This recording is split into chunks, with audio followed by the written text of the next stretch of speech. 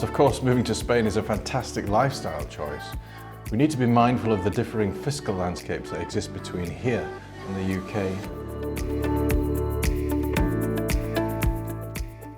And a good example of that is a trust. Trusts in the UK are used often for inheritance tax mitigation, succession and estate planning, and work very well in that regard. However, they're simply not recognised in Spain.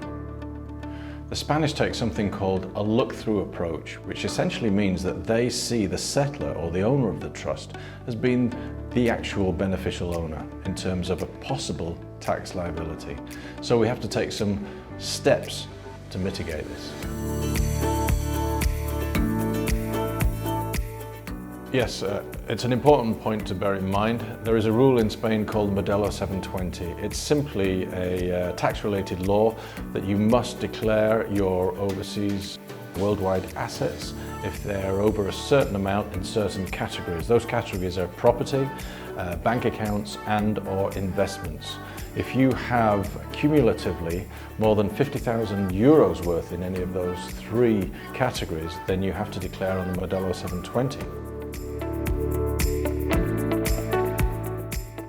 If you're used to using a financial advisor in the UK, it's definitely a good thing to continue doing so, but the issues that you might face there, first and foremost, is that the IFA in the UK probably won't have the correct indemnity insurance in place in order for him to give advice to people living overseas.